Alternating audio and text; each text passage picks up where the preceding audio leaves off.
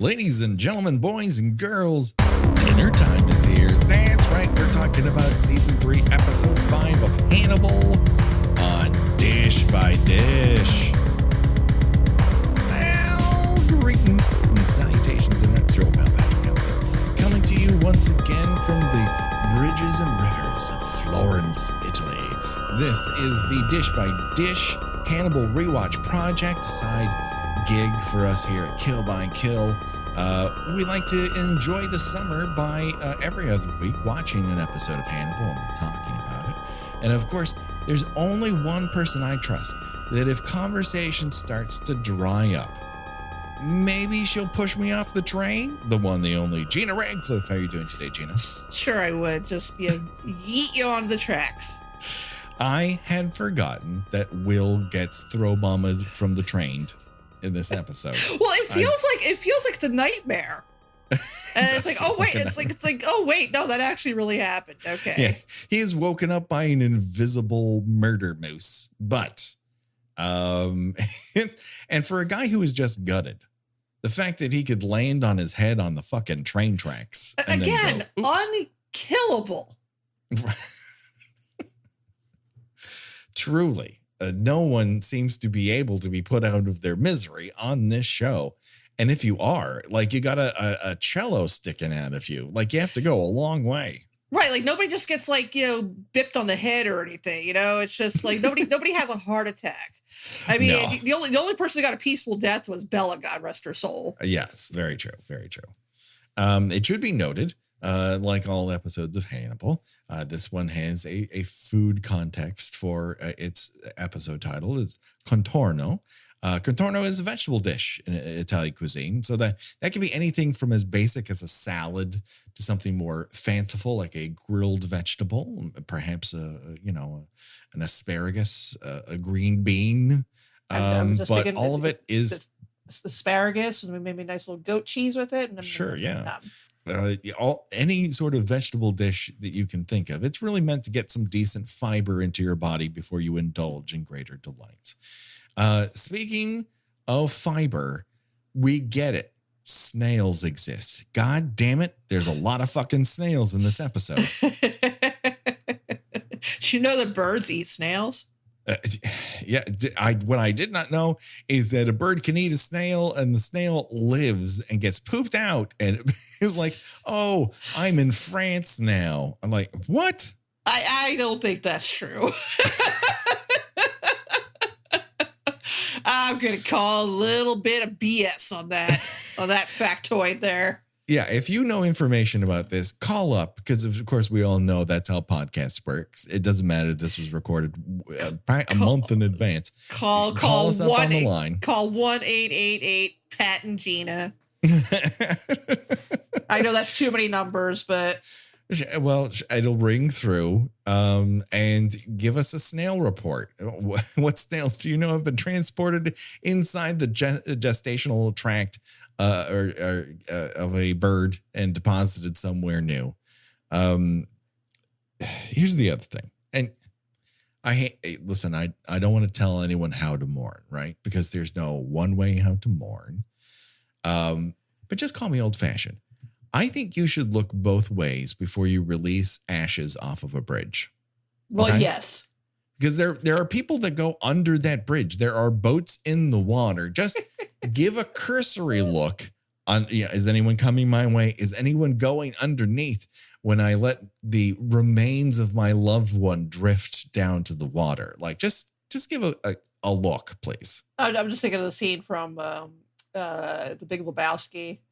Right. Where he tries to throw the ash, the wind just blows him right back in his face. I just not to be a bummer. It's actually a fairly not a sad story. When my father passed away, mm-hmm. I had to take care of dispensing of the ashes and my whole. I'm just thinking like of all the different scenarios it could go wrong. Mm-hmm. But I did get some amount of joy by the fact that I had to carry the box around in like those bags you get to put Christmas presents in. Sure. I was carrying it around in that, and I was just making the most morbid jokes, like saying I was going to go into a restaurant, ask for a table for 3, and then picking at the bag and say, "All right, Dad, come on." And I mean, my dad would have thought it was just the living end. It was absolutely hilarious. But yeah, I definitely had to like look around and surreptitiously and make sure no one's around. Probably like bloop, just toss it into the water. Yeah, and he also throws his wedding ring into the water, which is like, Jack. I know. Like you don't need to. You don't have to wear it on your finger, but you also don't have to throw it in the water. You ain't single now yet. It's very true. You don't know what you want to do with that yet. It seems like he's made a decision that he might regret. I don't know that I could do that. That's again, there's no right way to mourn. There's if you got to get rid of the ring, I mean, put it in the casket. Do something with it. Don't just toss it into, that was fun. Bloop. Melt that down into a tooth or something. Cool, Gonna get this made into a Coke spoon. I'm gonna put it in my forehead, and now I'm gonna be like Vision. There's a rapper who did that. I can't remember his name off the top of my head. So we're back in Florence, and Jack is visiting Patsy, and wouldn't you know it, this is when you marry a younger woman in your middle age, it sends you scrambling to find dangerous cannibals in your area to make you feel young again. Who knew? Most dudes, if they're worried about that kind of thing, they take a pill. But honestly, maybe they buy a flashier car. Maybe they go to the gym and start get hair plugs. I don't know. Get hair plugs down there. You never know. Color your pubes. I don't know how it works. I married Becky until I'm in the grave, and then she's finally free, and she's gonna live a life. God damn it, without me, the anchor holding her down or back. But it just nothing. Even though the fact I know, and spoiler alert, Patsy's gonna die. Patsy's gonna die in this episode. Yeah, if you've never read the book Hannibal, which this run and last season are kind of lifted from that. Mm-hmm. I mean, you know right away that he's gonna die because, like every single character, he's arrogant. Yes. And he thinks he's smarter than everybody. And he thinks he's going to double cross people and be real slick and get that work with the wrong people because he thinks, surely I'm smarter than these people. Yeah. And Mason Verger, well, we'll get to it. Mason Verger hangs him out to die. But we do learn something new about Alana because she's showing some serious Dog the Bounty Hunter style skills here. Right? How are we going to track this dude down? We need to know how he eats. And Mason Verger's like, he eats human beings, waka waka. And again, not sure what this new characterization is, but it's a little wild. I did throw up in my mouth a little when Mason said spitters or quitters. Oh, I know. It's like, how'd that get on television? How the fuck did that get on television? I mean, if you saw someone doing that on Netflix, you're like, wow, that's a lot. This was NBC, baby. Yeah, that was wild. That was wild. And a lawless land. Truly, honestly. And I got to give it up to Alana.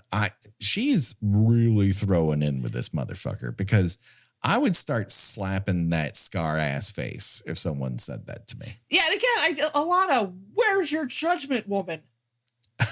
Where's your judgment? Yeah. Her judgment leading up to this has not been great. And even when she was right, it turned out she was a little bit wrong. Like, Will was innocent of the crimes, but also Will didn't hesitate to send another career murderer after Hannibal to get his revenge. So, like, her judgment is suspect up until this point. So this isn't really a big divergence. She is a psychologist who has no idea how to read people, and it is astonishing. we find that Will is on a train from Lithuania to Italy with Chayo. Bankrolled somehow. We don't know. What? How much does it cost to have a luxury caboose? I mean, how much does it cost to sail to Italy? Like your Kate Winslet on the Titanic. But he gets to be first class and steerage in that. I mean, that's the fun, is you get to be every class of Titanic passenger if you're the captain of your own ship. I mean, how much does it cost? What would be the costs of sailing? I mean, that's with the exception of fuel for your motor, if you ever end up using that. And I assume at some points you might. That would be your big cost, and like stocking up on cans of beans to eat on your way. How long does it take to sail? I don't know. I don't know who is paying for these train tickets. Yeah, the train tickets are crazy. I don't know who is paying for him to just traipse around Italy looking for Hannibal. His American Express at the end of this is going to be enlightening. Let's put it that way. He's just leaving a trail of traveler's checks receipts. Using traveler's checks is just smart, Gina. The thing that isn't smart for Chayo is Will is given the top bunk here. And I know this is a bit of a callback, but let's cast our mind back into how Will sleeps. I would never sleep underneath Will with the way he sweats. You're looking like, at. Is it raining? What? You went to bed dry and you woke up wet, and not in the good way. You know what I mean? All of a sudden, there's like a Shrek saying to get out of his swamp. That's how wet the man sleeps.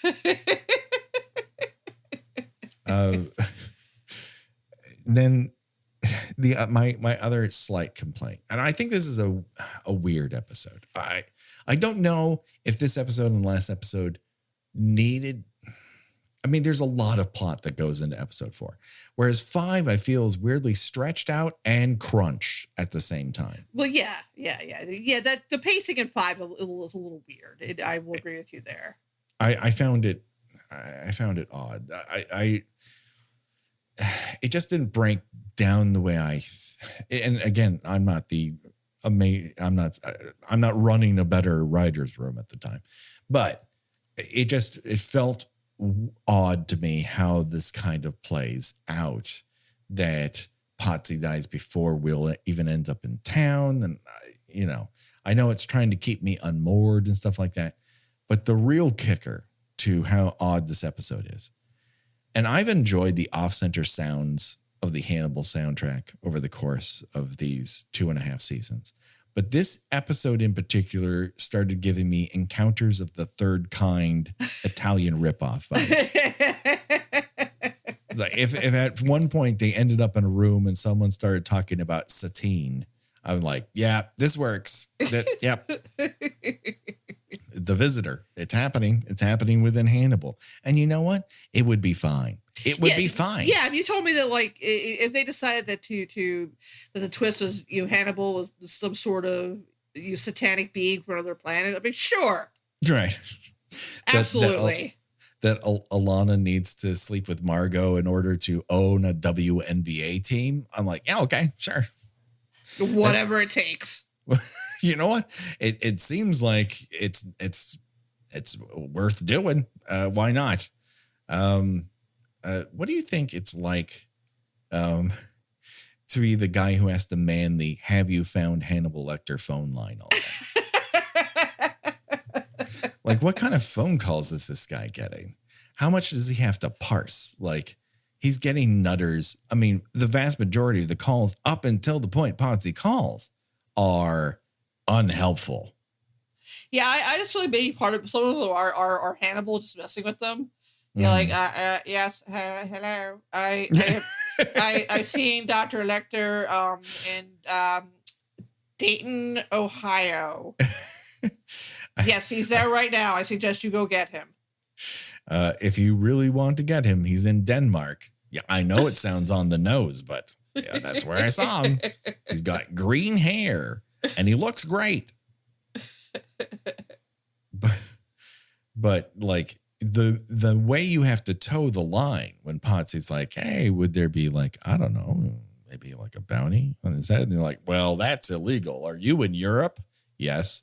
Well, let me get you a lawyer's phone number. Like, you have to be prepared to hand out lawyers' phone numbers so that you can kidnap a cannibal so that you can eat him. I mean, you want to make sure you're covered in all areas. It's very, very true. We already asked the question, how much does it fucking cost to travel by luxury caboose? And then the big sort of wackadoo moment here is after they kind of confess like, hey, did you enjoy killing that guy? Are you too close to Hannibal? Like, what's our relationship? She lays a smackaroo on his face, and who wouldn't? Because it's Hugh Dancy. I mean, just look at the guy. And then she throw mamas from the trains him right off that fucking train. And he does a full on half kip in the air and lands on his face on the train tracks. He's fine. He's fine. He's fine. Still looking as good as ever. Woken up by a ghost moose. And he's like, oh, where am I? So why did that happen? Did he say something wrong? Did he say something right? Was this her plan? Was that his plan? I don't fucking know. I don't know. I don't get it. And I don't remember enough about the next couple of episodes to tell you anything different. Yeah, no, it's kind of glomming all together for me. Yeah. This is the one season I remember the least about, because it's the one I never rewatched, because I was kind of waiting in the hopes that it would get picked up again and then I would rewatch it. But of course that didn't happen. And then when we started this one, I'm like, started Dish by Dish, I'm not going to rewatch it again. I'm going to wait to, actually have the genuine reactions to it. So I'm if you're watching along with us, I'm as confused as you are, baby. Yeah, for real. Yeah. Don't try. Just let it happen. Just see it out with us. To call Posse dead meat, I think is semi-redundant, because this episode purports that Hannibal smelled him thinking. His thinking was so hard that Hannibal's like, it smells like you have an idea to sell me out. It's creating fumes.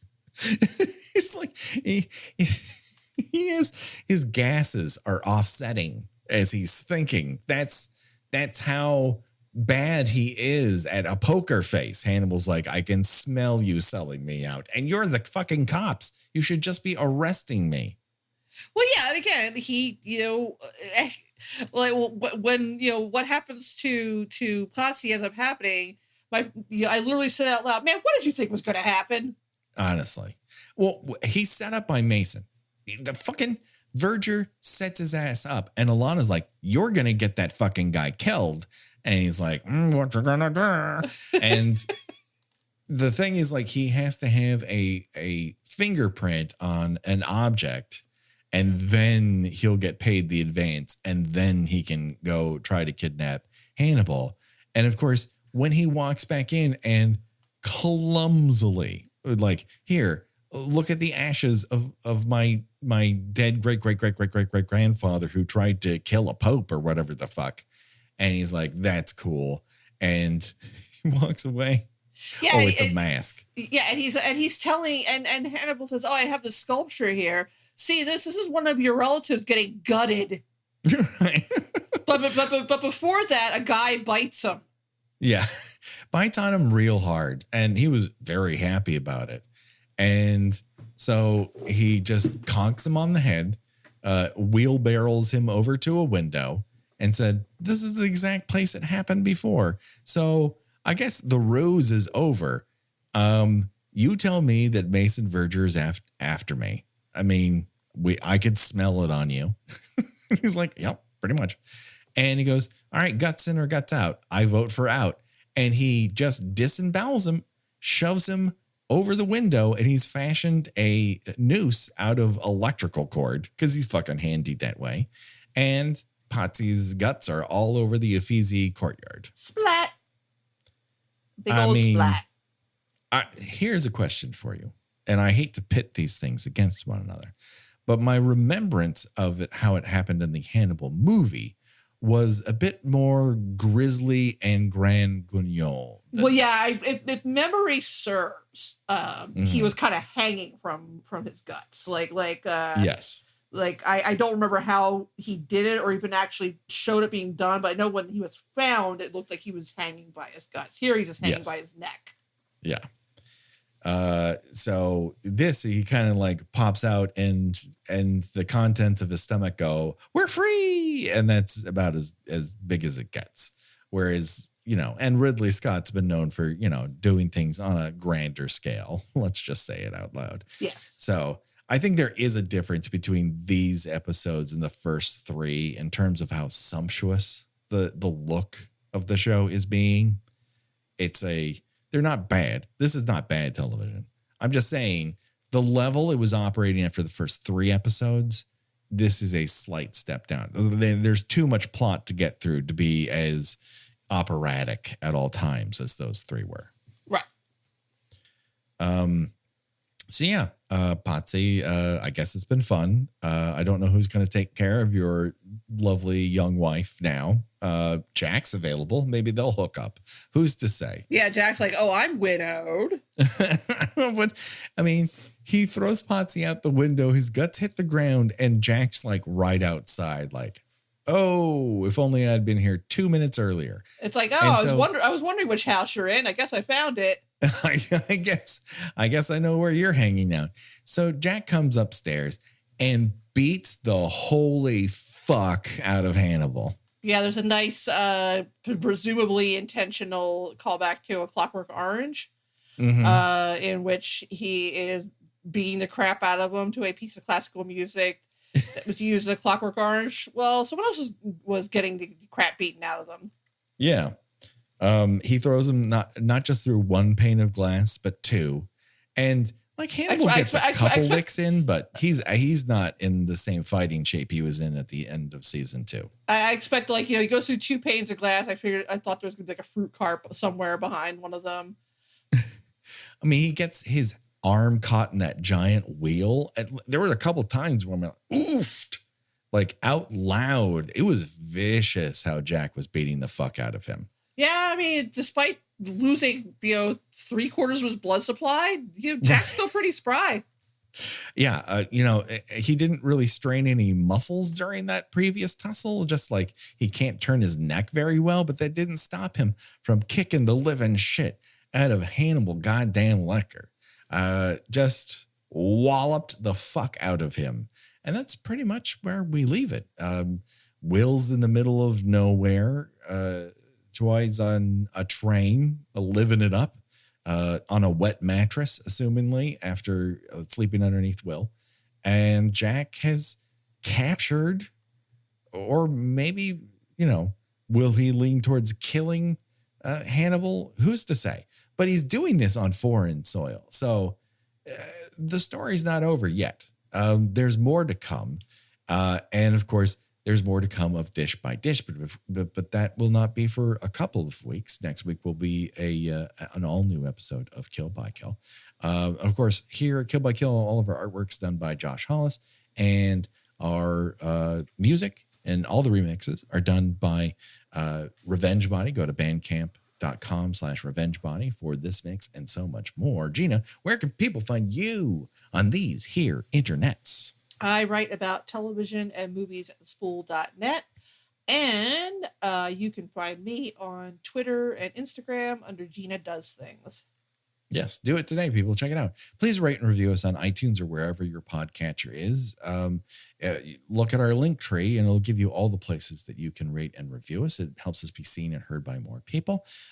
Visit us on our socials at Twitter and our Facebook group on Instagram, and keep the conversation up. Tell us what you're doing. Tell us where you're at in your Hannibal journey. And of course, we would do choose your own death venture, but one guy dies, and he dies having his gut spilled out while being hung out of a window. I don't want to fucking do that. Yeah, no, I don't want to do that either. No, it's a hard pass for me. But what isn't a hard pass is our love for you. You know, we got more in store for you over at Patreon. We're doing fun stuff. We have a listener's choice this month. And of course, at the end of the month here, we will be doing yet another Rob Zombie Halloween movie. So that should be fun and gritty and slimy and sleazy. Just a recipe for a really gross picnic of slasher movies. So that just about does it. Don't worry, folks. The body count will continue for myself and for Gina. Bye-bye, everybody. Bye.